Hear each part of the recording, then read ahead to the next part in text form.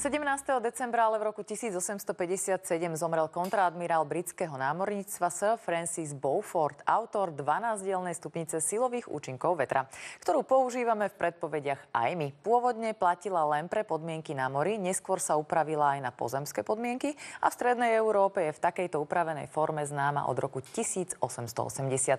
Toľko z histórie, poďme sa teraz pozrieť, či nás vietor bude v ďalších dňoch nejakým spôsobom ovplyvňovať. Vítajte pri predpovedi počasia. Dobrý večer. Na družicových záberoch vidíme, že jeden rozsiahly oblačný systém sa presúva smerom na východ a v súvislosti s ním aj studený front, ktorý dnes ešte ovplyvňoval počasie na strednom, najdlhšie však na východnom Slovensku. Po jeho prechode sa obloha vyčistila, tlak sa o niečo zvýšil a my sme si užili aj slnečných lúčov.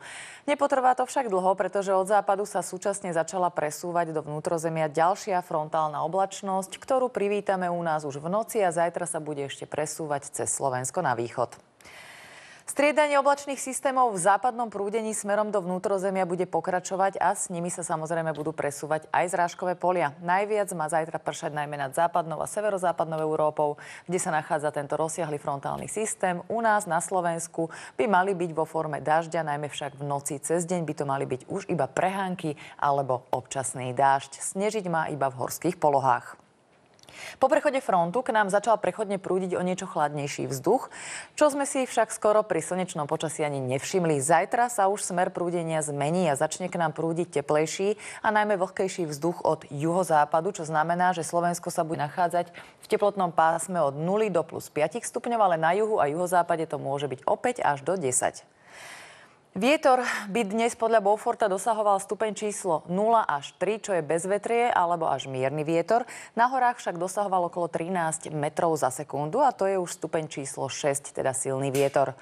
V noci však bude fúkať silnejšie, a to najmä na horách, rýchlosťou okolo 75 až 90 km za hodinu, čo je sila výchrice až silnej výchrice. Cez deň sa však upokojí, zafúka slabo až mierne a prevažne od juhu až juhozápadu. Na cestách platí aj naďalej upozornenie na mrznutý povrch vozoviek, najmä tam, kde sa teplota v noci pohybuje tesne pod nulou. Okrem toho jazdite opatrne aj pri hmlách, ktoré sa budú opäť tvoriť najmä v ranných hodinách.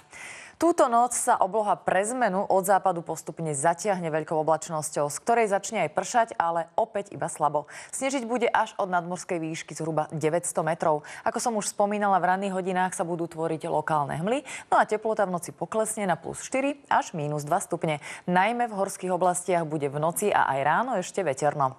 Ešte aj zajtra cez deň bude postupovať cez naše územie oblačnosť teplého frontu, preto nás čaká menej slnečných lúčov.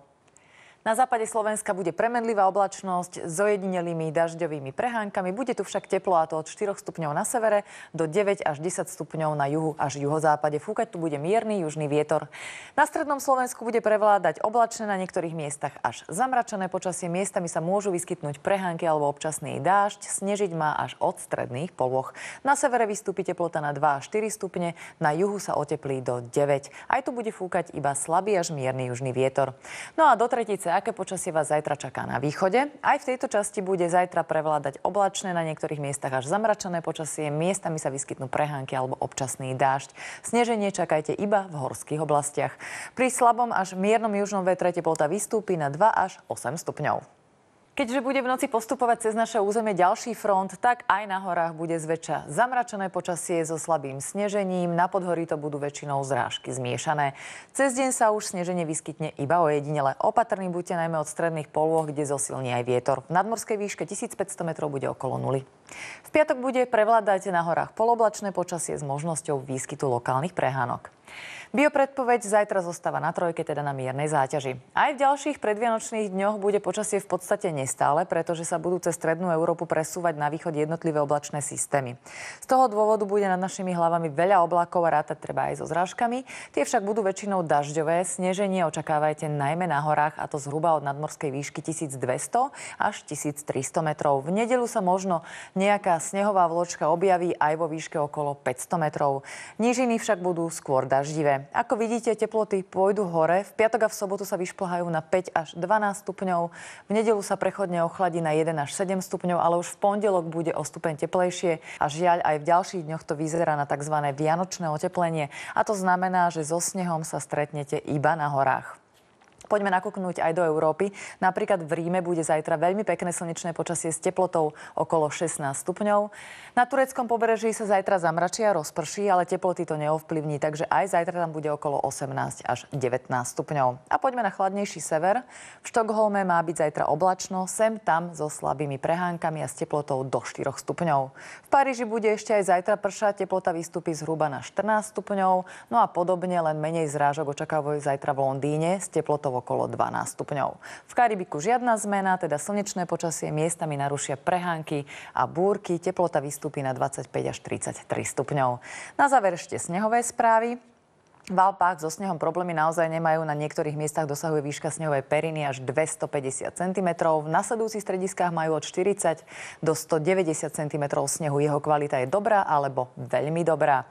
Na Slovensku prevládajú dobré podmienky na lyžovanie, aj keď lyžovať sa dá len v niektorých strediskách. Napríklad Donovali majú 20 a Štrbské pleso 40 cm snehu. Dobre sú na tom aj Roháče a Litmanová, kde výška snehu dosahuje takisto 40 cm. Tak to je z dnešnej predpovede počasia už naozaj všetko. Na Markíze dnes vysielame o 20:30 Farmu a o 21:45 akčnú komédiu Fízly zo zálohy. Ja vám želám príjemnú zábavu a dovidenia opäť zajtra.